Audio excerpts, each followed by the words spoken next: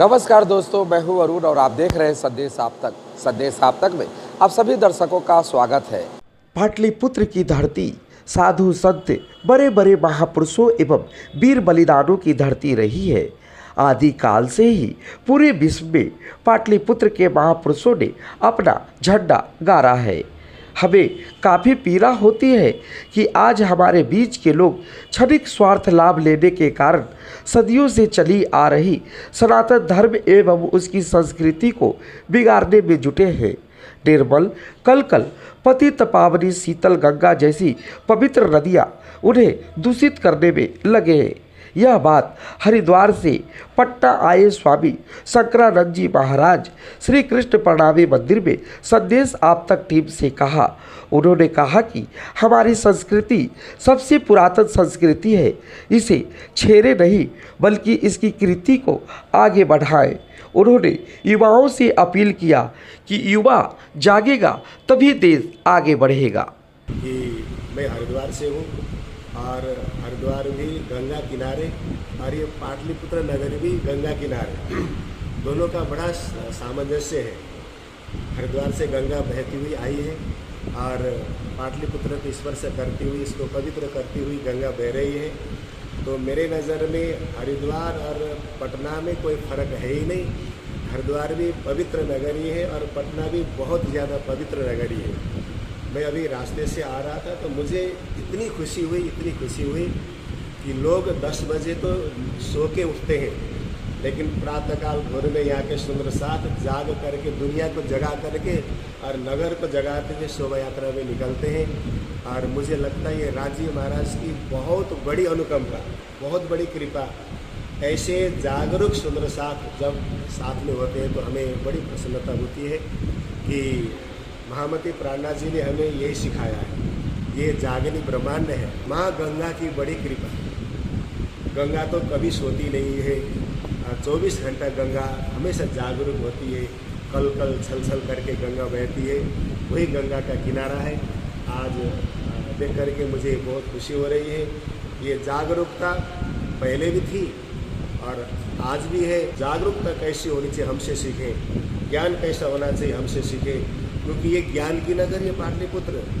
अनादिकाल से यहाँ वैदिक सनातन संस्कृति हमारे ऋषि मुनियों ने यहीं से उत्पन्न किया था।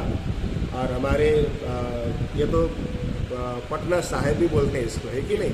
पटना साहिब भी है जिन्होंने हिंदू धर्म के लिए लड़ करके हिंदू को जागरूक किया हुआ है। तो मैं चाहता हूँ ये जागरूकता बनी रहे, हर बच्चा जागरूक हो, हर बच्चे के माथे पे तिलक चंदन हो, वैदिक शुद्ध सनातन संस्कृति का धरोहर लेकर के आगे बढ़े। क्योंकि लापरवाही बहुत है, हमारे अंदर बहुत बड़ी लापरवाही है। हम जल को स्वच्छ नहीं रखते, हम खुद को स्वच्छ रखना चाहते हैं। और हमें एक संदेश ये देना है, अब नवयुवक जागरूक होना चाहिए। नवयुवक के थ्रू होगा ये। हर युवा, केवल सरकार जगे ऐसा नहीं, सरकार के जगने से कुछ नहीं होगा, युवा को जगना पड़ेगा। यहाँ के युवा यदि जागरूक होंगे और हम हर व्यक्ति की जिम्मेवारी होनी चाहिए, केवल गंगा नहीं, भारतवर्ष के अंदर जितनी भी नदियाँ हैं उनको स्वच्छ रखें, पवित्र रखें। गंगा को बहने दें, जल को बहने दें, जल को पवित्र रखें, क्योंकि जल जीवन है। क्या है? जल जीवन है। हमारे शरीर के अंदर 3 भाग जल है, 1 भाग मिट्टी है। तो इसको हम जीवंत रखेंगे तो हम स्वस्थ रहेंगे। गंगा को स्वच्छ रखना, स्वयं को स्वस्थ रखना। मैं चाहता हूँ ऋषिकेश और हरिद्वार से जब गंगा निकल करके आई, गंगा सागर तक ये गंगा उतनी पवित्र रहे जितने हम गोमुख में पवित्र है। तो पाटलिपुत्र की जो जनता है उनको मैं संदेश देना चाहता हूँ, आप स्वयं जागरूक होकर के अपने हिंदू वैदिक संस्कृति धर्म को आगे बढ़ाएं, गंगा को स्वच्छ रखें। नई पीढ़ी धर्म में आकर के सद्गुरु धनीश्री देवचंद्र जी महाराज, प्राणनाथ जी महाराज ने जो संदेश दिया है उसको आगे बढ़ाएं, ये मेरा भाव है। से चलता हुआ धर्म है, वैदिक धर्म किसी से उत्पन्न किया हुआ नहीं है। ये साक्षात पूर्ण ब्रह्म परमात्मा के द्वारा ही उत्पन्न है, किसी के द्वारा बनाई हुई संस्कृति नहीं है। वैदिक संस्कृति का मतलब है सनातन संस्कृति, और सनातन संस्कृति का मतलब है ब्रह्म की संस्कृति। और हम आत्मा रूप है, जो आत्मा ब्रह्म से जुड़ी हुई होती है। तो शुद्ध सनातन संस्कृति अनादिकाल से चलती आ रही है, लेकिन बीच में मान लो अज्ञानता के कारण हो सकता है, या हमें समझाने वाले कोई ऐसे बड़े बड़े संत महापुरुष नहीं मिले होंगे, शायद ऐसा हो सकता है। हम पिछड़ गए, हम अपनी संस्कृति को भूल गए, हम केवल स्वार्थ में आ गए। अब जागने का समय आ गया, हमें भूलना नहीं है, हमें अपने स्वार्थ में नहीं आना है। हर युवा पीढ़ी को हमें जागरूक करना है। जो जीवन जीने की शैली जो शुद्ध सनातन संस्कृति में है और कहीं है ही नहीं विश्व के अंदर, इस शुद्ध सनातन संस्कृति ने विश्व को महान संदेश दिया है।